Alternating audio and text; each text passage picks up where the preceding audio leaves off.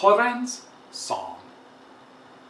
I knew him less than 24 hours, but when he died, 15 years later, I considered him a friend. The night we met, he had the nerve to tell me, "You're trying too hard." My right eyebrow leapt halfway up my forehead. "Excuse me?" I was in a small but crowded hotel bar on the Greek island of Syros, ordering a second round of drinks for some women in the corner. Beside me, on a stool, sat a short, dark-haired man with sun-drenched skin. "They're backpackers. They seek adventure, not potential husbands." Clipped sentences were the best anyone could do above blaring speakers. "You're bragging about law school. They won't remember who studied where or who bought drinks. They'll remember who had the cojones to dance with them." He had a point. Maybe puts me at a disadvantage, though. I can't dance. "Madre mia, everyone can dance." He dismissed my helpless shrug, told me to forget the drinks, and led me to the quieter, cooler terrace. A dozen hotel guests, talking and drinking beer, occupied tables and chairs beneath a sloped white awning. Some sat on stools at the long counter, watching reflections of city light shimmer across the bay. "I'm Joran, from Mexico. I'll teach you moves any white boy can do." His smile reflected innocence. I was intrigued rather than offended. "Can you shop?" he asked. "What?" That eyebrow again. "Show me how you push a cart." I played along and extended my arms, elbows slightly bent. Now, to the beat, Joran balled his fists and reached out. His voice changed to song. And shop, and shop. He bounced to music coming from inside the hotel. "Top shelf on the left," he acted each line, "and put it in the cart." I followed, keeping one arm steady. I raised the other and reached for an imaginary overhead item, then dropped it in the pretend cart. "Now top shelf on the right, and put it in the cart, and shop, and shop." Long aisles of boxed cereals, jarred sauces, and canned vegetables materialized around us. Joran kept bouncing. Every reach was a dramatic flourish until his hands returned to the tubular handle of the make-believe cart. And shop, and shop, and shop. He continued singing, pushing, and selecting groceries. 3 backpackers on the terrace stared and laughed. Joran's moves looked absurd until I peered through the windows and noticed the dance steps, the ones everyone inside the bar had been doing all night, weren't so different from those Joran had just taught me. His were funnier, but no less graceful or rhythmic. "Now sprinkler." Joran put the palm of his right hand behind his head and pointed the other arm in the same direction as his right elbow. "And sprinkler, and sprinkler." Pumping with his bent arm, he watched the fingers on his left hand sweep in a steady arc. Joran twisted his upper body as far as he could without shifting his feet, then stopped pumping. And back. Lips vibrating to the sound, his head bobbled. In one fluid motion, his left arm swung back to where it started. I conjured a lush green lawn, dappled with sunlight. A thick stream of water pulsed through the air. A rainbow hovered in the mist. When I tried the move, 3 hotel guests accompanied me, sprinklering in unison. Next came manual lawnmowers. Joran reached low and across with one hand, then pulled back to shoulder height. Every movement seemed real and mundane, yet closely echoed the confident gyrations of those on the dance floor. The remaining travelers on the patio moved aside tables and chairs to join us. A slight breeze drifted past. Joran's soothing voice, filled with laughter, marshaled us in time. "And start the mower. And start the mower. And shop, and shop, and shop, and shop, and shop." Now sprinkler. Now sprinkler. And back. Our circle expanded as more joiners emerged from the bar, including the women whose drinks I'd meant to buy. Joran declared us ready for window washer, forward thrust, and booty slap, which we easily perfected. If I'd known dancing could be so easy, I'd have avoided many awkward moments in darkened high school gymnasiums. A few more beers, and you'll figure out nipple rub and helicopter shirt on your own. Andale! Joran led his followers inside. "This is how they will remember you, amigo," he said to me as we stepped onto the dance floor, which we dominated for the rest of the evening. Most guests at Hotel Humourous woke late the next morning. Tourist season was ending, and many backpackers planned on catching the 4 o'clock ferry to Athens. Because our rooms had to be vacated by midday, nearly 24 travelers gathered on the terrace after checkout.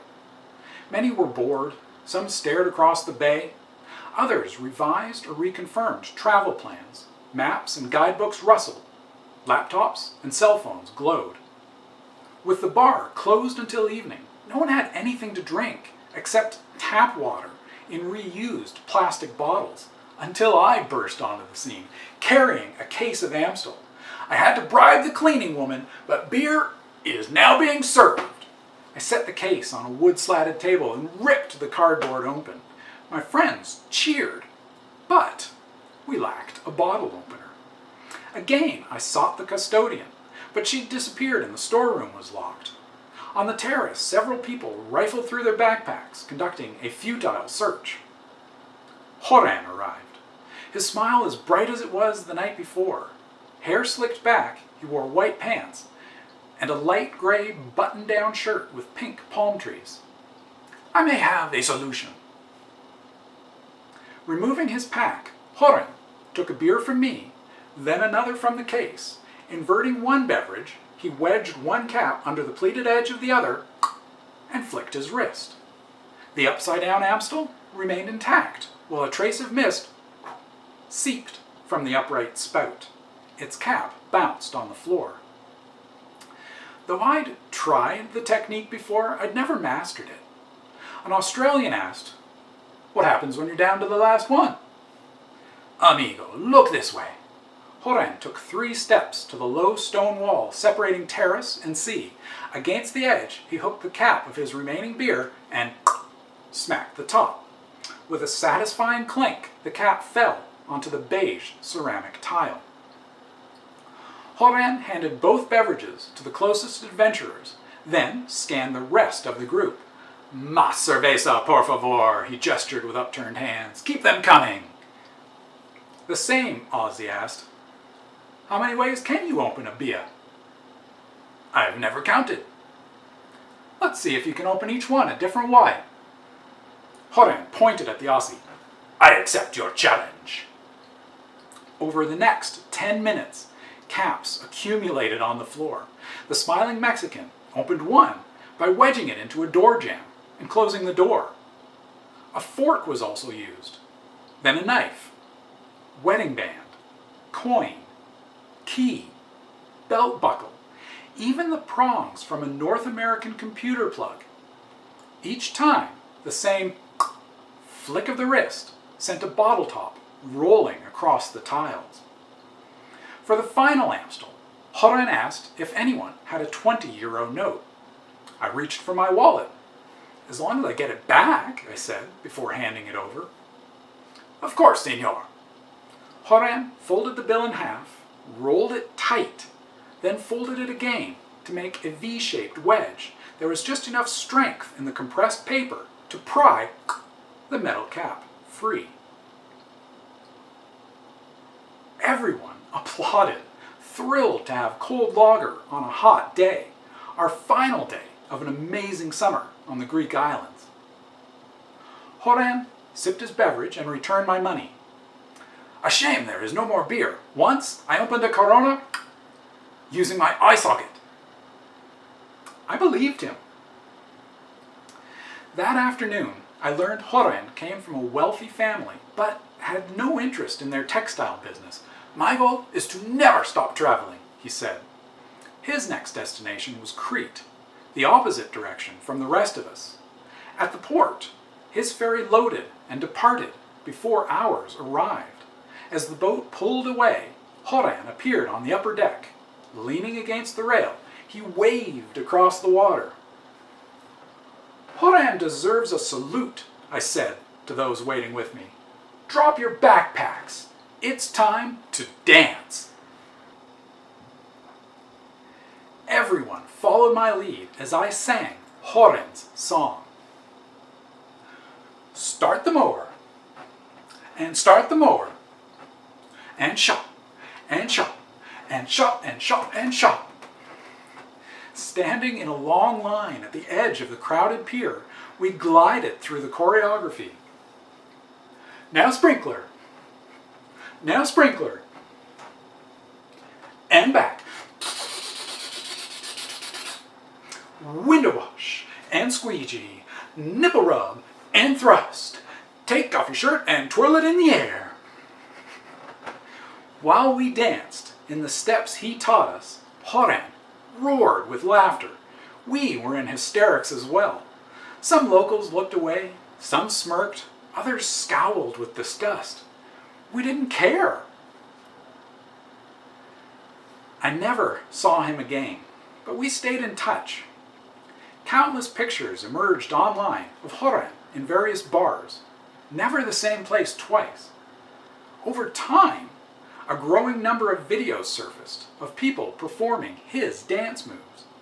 When they started trickling in, I'd forward each clip to Joran and recall our evening on that sultry terrace.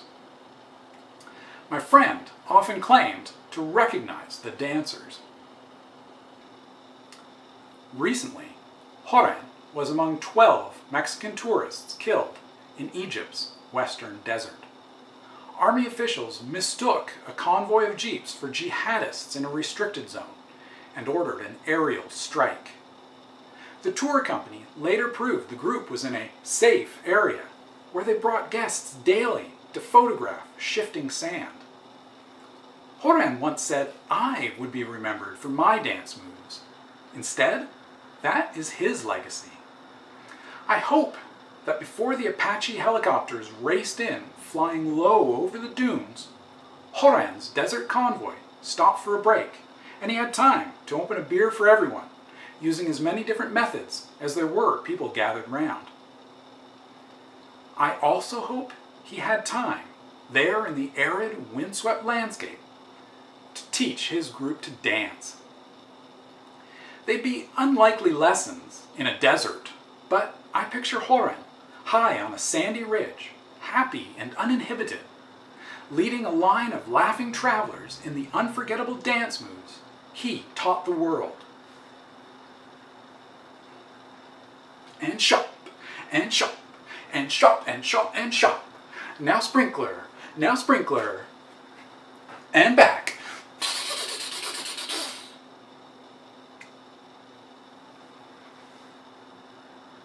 The end.